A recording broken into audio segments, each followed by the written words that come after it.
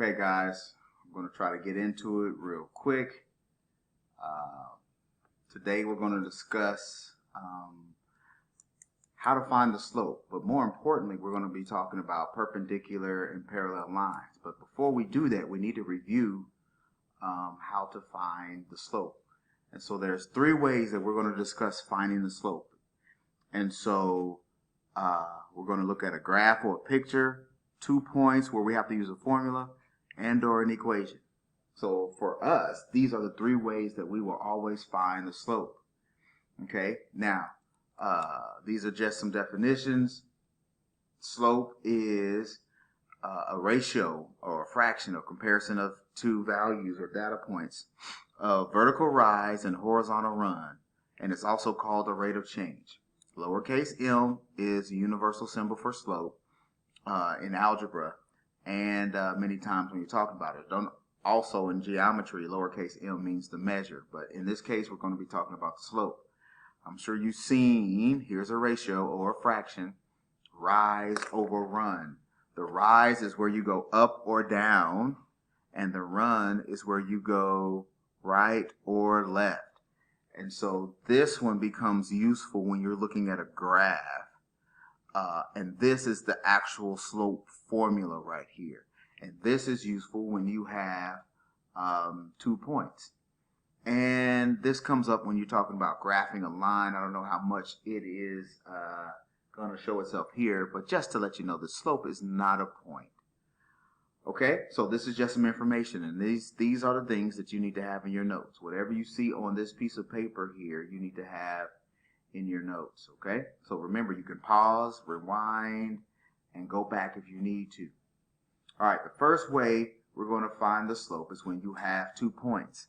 The reason why I start with this one is because this one should look familiar to you whenever you compare it to distance formula or the midpoint. All right, so here we go. In order to use or find the slope whenever you have 2 points, remember, this is the first point and this is the second point. That's what the subscripts 1 and 2 represent, just the first point and second point. And all you're going to do is substitute items into this formula right here.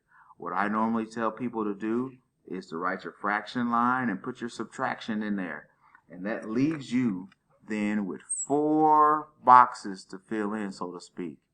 And those 4 numbers come from these 1, 2, 3, 4 numbers or values right here from the 2 points. All right, this simply says substitute the 4 numbers into these 4 places and then simplify. Let's do that. Here we go. Number 1, find the slope. What am I doing? I've been told I got 2 points and I need to find the slope of 2 points. And so I do lowercase m equals this fraction bar. Now, a key thing is how you find the slope depends on the information given, and then you decide which one of these you want to use based on what information is given. So if I'm given 2 points, I use the formula. And so that's why I'm using the slope formula right here. And so this works out like this. I always tell people to label. This is the x and y in the first point. This is the x and y in the second point. And so that's all I've done is just label. Now, let's put it in the formula. It says first, top left, is y2. Is that y2? No, no, no, no. That's y2. A 3 goes here. The next one is y1. There's a -3. And then down at the bottom, bottom left, you have x2. That's not x2. There's x2. It's a 3. And minus x1 is minus 6. Excuse me. And so notice what happens here. Minus a negative. Remember my story, hopefully. That becomes a positive. So this is actually 3 plus 3. That right there becomes a plus. So that's 6 over -3. And your slope equals -2. Now that's a whole number. Whenever you have a whole number, it's okay to do that. And sometimes it's helpful to do that. But this is -2 over 1 or just -2. This is not the same. Okay? All right, let's do number 2 together. Let's find the slope, and we're first going to find the slope by labeling x and y in the first point and x and y in the second point. And then I am going to use the formula that says fraction bar and subtraction lines, okay? Now all I'm going to do is substitute these 4 numbers into this formula. Where's y2? It's -1. y1, it's -1. Let's pause that. All right, let's keep going. Down at the bottom, x2 or x up 2 is -7, and x1 is 2. And so I substituted each one of those in there, and guess what happens? Again, minus a negative. It won't happen all the time, but you need to be careful. This is where a lot of people mess up. Instead of doing minus a negative, they'll do like 1 minus 1, and they'll forget it. So be careful. That's one reason why I like to put the pattern in there, the fraction bar with the 2 subtractions. Substitute it in just like how it looks. This becomes 0. -1 plus, that becomes a plus. -1 plus 1 equals 0. And this is -9. Whenever you have 0 on the top or in your numerator, your slope is 0. We'll talk about that in a little second there, but your slope is 0. Okay, you find the slope. Go ahead and pause this video and find the slope on number 3. Okay, here it is. So your slope is undefined. Whenever you get 0 on the bottom, on a denominator, that means it's undefined. 0 on the top is 0, 0 on the bottom. If you put that in your calculator, it's going to say error, syntax, or something like that.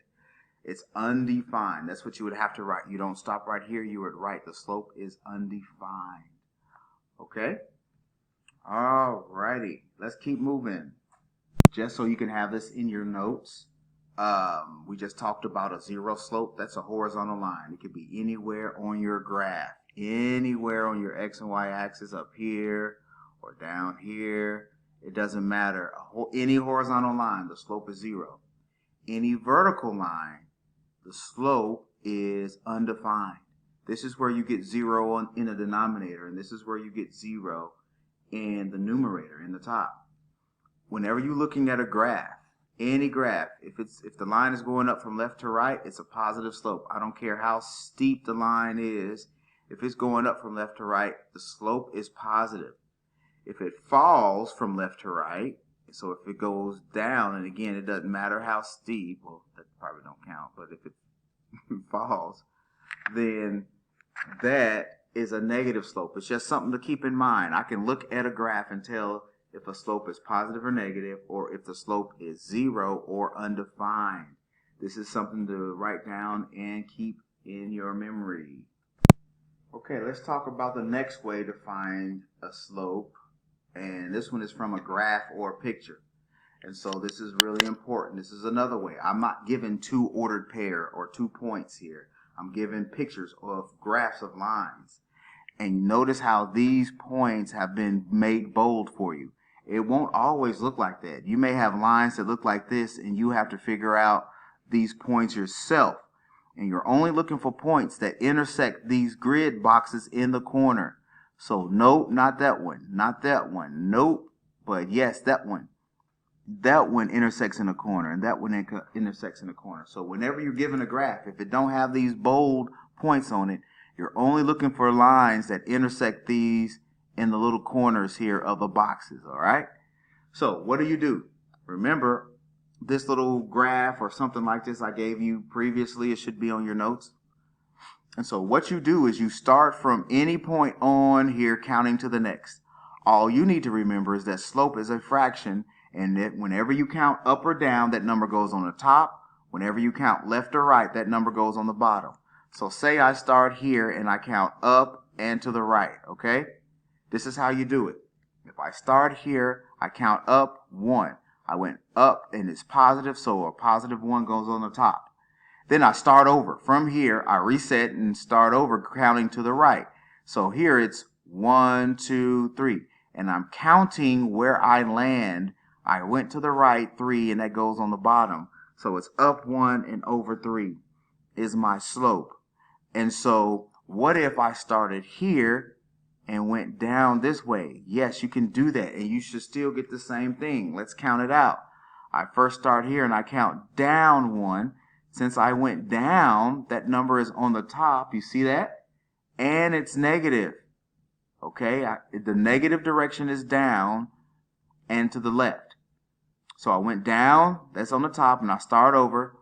1, 2, 3. Where my pencil or my pen lands is what I count. I don't start here counting this as 1, 2, 3, 4. No. Where I start, I don't count. It's where I land. 1, 2, 3. So that's negative 3. Negative 1 over negative 3 equals 1 over 3. Because a negative divided by a negative is a positive. You get the same answer. Let me show you this also. If I started here and I count up 1 over 1, 2, 3. Then I count up 1 over 1, 2, 3. The slope is consistent throughout the whole line. What about if I started at this point and counted to this one right here? Let's do it. Let's start to the right. Let me show you this one. I'm going to start going to the right first. So that's 1, 2, 3, 4, 5, 6. That number is 6 and it's at the bottom. I'm going to put it over here. I got a positive 6 and it went to the bottom because I went to the left and to the right. Remember, you can count any direction, up and down, left or right, but you need to know where to put the number based on the direction and what sign it gets. And this right here will help you do that. So again, starting here, 1, 2, 3, 4, 5, 6. And now I start over and count up. I don't count this one. I just start here. 1, 2. So I go up 2. But you always reduce. What's 2 over 6 equal to? 1/3. 1/3. All right. Let's try number 2. See, pause this and see if you can figure out the slope on number 2 here. The slope is 1/2. If you count up, that's 1. You count to the right, that's 2. And they're both positive. Up is positive and to the right is positive. If you start here and you count down and to the left, you will get negative 1 over negative 2, which still equals a positive 1 over 2. Let's look at number 8. You need to look at a negative one. The slope here, let's start here and let's count to the left first and then down. Either way we can count. We can count this way or we can count this way. So if we go to the left first, that's left. So that's negative 1. From here to here is negative 1. Does that go on the top or the bottom? Negative 1 going this way is on the denominator. So I do that, negative 1, and then I count down 1, 2, 3, 4, 5, 6. Negative 6. Actually, this is not a negative slope. I don't know what I was thinking. The slope here is 6. Let's try number 3. Number 3 is a negative slope. All right. If I count down 1, starting here, counting here. I count down 1, 2, starting here.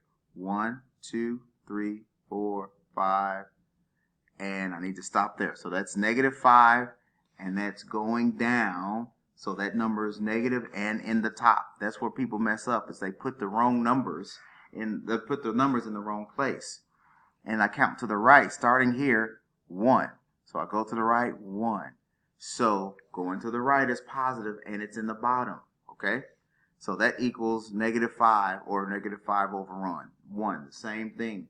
Whenever your line goes down from left to right, that's how you find the slope of a line or of a graph of a line. Now let's talk about the final thing.